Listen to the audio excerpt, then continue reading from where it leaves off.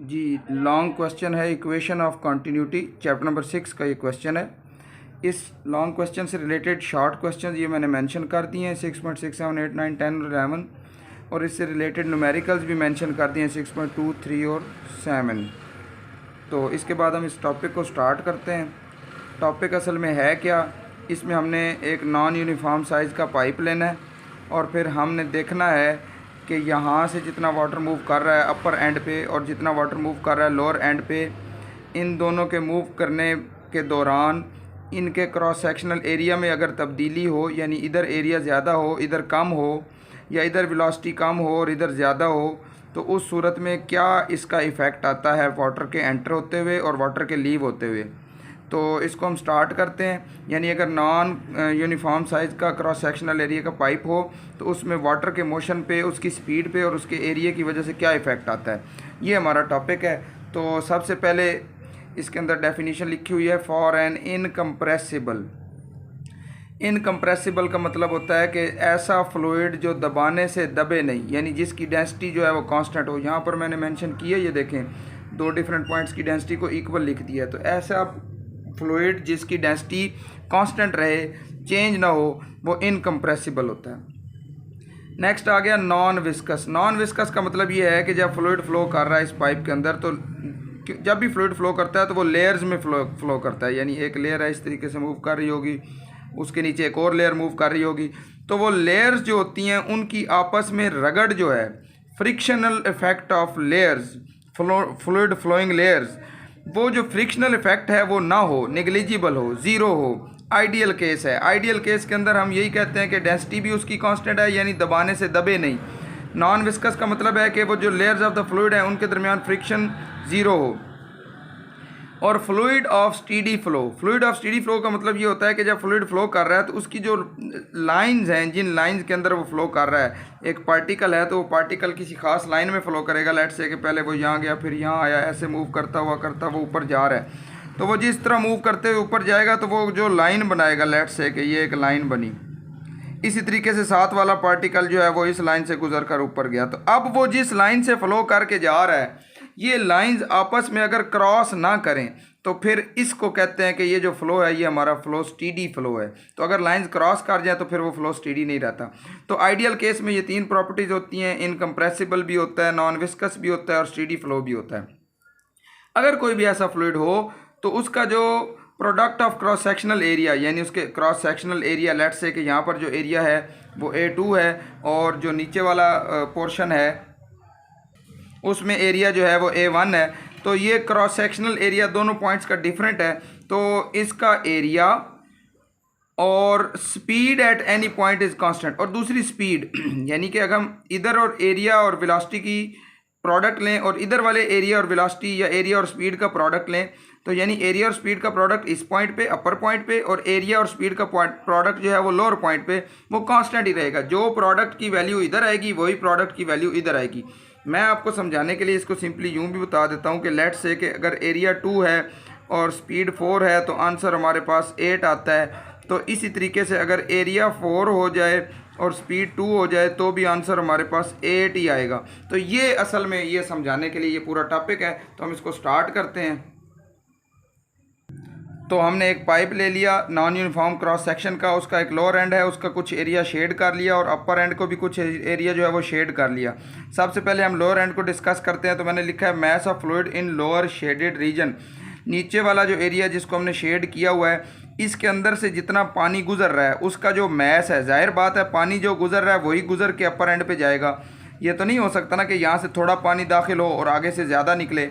ये भी नहीं हो सकता कि यहाँ से ज़्यादा पानी दाखिल हो और आगे से थोड़ा निकले, क्योंकि अगर यहाँ से ज़्यादा हो आगे थोड़ा निकल रहा हो तो बाकी पानी कहाँ जा रहा है, तो ये नामुमकिन है। तो खैर जो भी है वो हम आगे देख लेते हैं। फ़िलहाल हमने ऐसे किया कि इस एंड से कुछ पानी दाखिल हो रहा है, उसका मैस हम कैलकुलेट करने लगे हैं। हमने इसको लोअर एंड का नाम दिया। डेंसिटी का फार्मूला है मैस पर यूनिट वॉल्यूम। वॉल्यूम इधर डिवाइड हो रहा है, इसको दूसरी तरफ ले जाएं तो ये डेंसिटी के साथ वॉल्यूम मल्टीप्लाई हो जाएगा। तो mass is equal to density multiply by volume हो जाएगा। तो ये मैंने इसके दो हिस्से बना दिए हैं। एक को लिखा है मैंने फॉर लोअर एंड, यानी इस पाइप के लोअर एंड के लिए, और दूसरा लिखा है फॉर अपर एंड, यानी पाइप के अपर एंड के लिए। मैंने अभी आपको बताया जो मैस इक्वल होता है density multiply bye its volume. Volume में असल में दो चीज़ें होती हैं, एक उसका एरिया होता है और एक उसकी ये जो लेंथ है। एरिया के साथ जब भी कोई लेंथ मल्टीप्लाई होती है तो वो वॉल्यूम बन जाता है। तो इसका मतलब है ये लोअर एंड को 1 1 से डिनोट कर दिया और अपर एंड को 2 2 से डिनोट कर दिया। तो इसका मैथ हुआ रो 1 और साथ उसके वॉल्यूम क्या था A1 डेल्टा X1, और अपर एंड का जो मैथ था वो रो 2 और उसका वॉल्यूम हुआ A2 डेल्टा X2।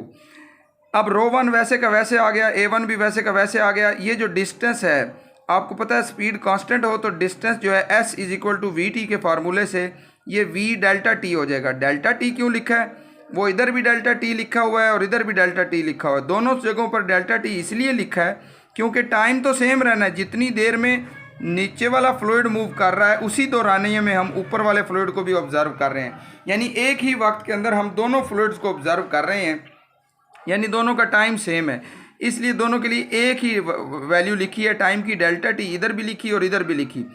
बाकी तमाम के साथ 1 1 लिखा और इधर तमाम के साथ 2 2 लिखा, यानी ये फर्स्ट पोर्शन के लिए है और ये सेकंड पोर्शन के लिए है। तो ये हमने डेल्टा M1 की वैल्यू भी लिख ली, डेल्टा M2 की वैल्यू भी लिख ली। अभी मैंने आपको बताया था कि जब भी फ्लूइड में से मैस फ्लो कर रहा होगा तो नीचे से जितना मैस आ रहा है ऊपर भी उतना ही जाएगा। 2 किलोग्राम पानी में पाइप में दाखिल हुआ है पानी, तो 2 किलोग्राम ही दूसरी साइड से बाहर आएगा। तो यानी मैसेज इक्वल होंगे।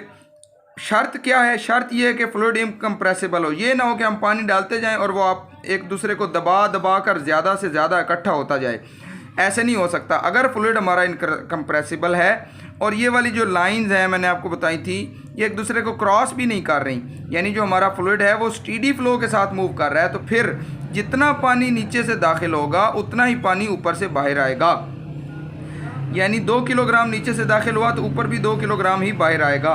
तो इसको हमने लिखा पहले पोर्शन का मैस बराबर होगा दूसरे पोर्शन के मैस के। जो वैल्यूज़ ऊपर लिखी हुई थी उनको हमने यहाँ पर पुट कर दिया दोनों को, और मैंने अभी बताया था कि डेंसिटी सेम है। तो जब डेंसिटी सेम है, क्योंकि एक ही फ्लूइड मूव कर रहा है पूरे पाइप के अंदर, तो उसकी डेंसिटी तो एक ही है, तो हम इसे रो 1 और रो 2 लिखने की ज़रूरत नहीं है। तो रो 1 की जगह पर भी रो और रो 2 की जगह पर भी रो, तो रो और रो कैंसिल हो गए। टाइम भी सेम है, मैंने अभी आपको बताया था। तो डेल्टा T इस वाले डेल्टा T के साथ कैंसिल हो गया, तो पीछे सिर्फ इधर 2 वैल्यूज़ बच जाती हैं A1 V1 और इधर भी 2 वैल्यूज़ बच जाती हैं A2 V2। तो ये कांस्टेंट हो गया हमारे पास, ये इक्वल आ गया। यानी इन 2 वैल्यूज़ का प्रोडक्ट पहले पॉइंट पर और इन्हीं 2 वैल्यूज़ का प्रोडक्ट दूसरे पॉइंट पर वो इक्वल होगा। ये लोअर एंड के लिए है और ये वाला जो है ये अपर एंड के लिए है। तो ये मैंने अभी आपको बात समझाई थी कि अगर एक वैल्यू 2 है दूसरी 4 है तो आंसर 8 आ जाएगा। लेट्स से कि ये अगर लोअर एंड के लिए है तो ये नीचे वाली जो इक्वेशन है जिसमें पहले 4 आ गया और बाद में 2 आया, तो इसका आंसर भी 8 ही आया है। तो हम लिख सकते हैं कि A1 V1 और A2 V2 ये इक्वल हैं। तो क्योंकि इन दोनों का प्रोडक्ट हमेशा सेम आ रहा है जैसे मैंने यहाँ समझाया है, तो या कांस्टेंट आ रहा है, तो इसको हमने एरिया और वेलोसिटी का जो प्रोडक्ट है इसको हमने एक ही आंसर लिख लिया, यानी वो कांस्टेंट के इक्वल है। तो जैसे कि यहाँ पर वैल्यू चेंज हुई थी लेकिन आंसर एक ही आया था 8। यहाँ भी वैल्यू चेंज हुई 4 और 2 की, प्रोडक्ट होकर आंसर एक ही आया 8। तो इन दोनों के प्रोडक्ट का आंसर कांस्टेंट है। तो इसलिए हमने लिख दिया कि इस सूरत हाल में एरिया और वेलोसिटी का प्रोडक्ट हमेशा कांस्टेंट रहा करेगा। अगर एरिया बढ़ेगा तो वेलोसिटी कम हो जाएगी और अगर एरिया कम होगा तो वेलोसिटी बढ़ जाएगी। ये जो फार्मूला है इसको हम एक दूसरे तरीके से भी लिखते हैं। ये वेलोसिटी होती है ये मीटर्स पर सेकंड में होती है। तो मीटर एक लेंथ है, उस लेंथ को जब एरिया से मल्टीप्लाई करते हैं तो वो वॉल्यूम बन जाता है, और वो जो पर सेकंड है वो टाइम है। तो इसको हम वॉल्यूम डिवाइडेड बाय टाइम भी लिखते हैं और इसको फ्लो रेट भी कहा जाता है। तो फ्लो रेट को हम फ्लो रेट वाला फार्मूला जो है वो हम इस तरीके से भी इस्तेमाल करते हैं। सारी बात का रिज़ल्ट ये हुआ कि जहाँ एरिया ज़्यादा होगा तो स्पीड कम होगी और जहाँ स्पीड ज़्यादा होगी तो एरिया कम होगा। तो एरिया और स्पीड दोनों का जो प्रोडक्ट है वो कांस्टेंट है। एक वैल्यू बढ़ेगी तो दूसरी कम हो जाएगी और एक कम होगी तो दूसरी बढ़ जाएगी।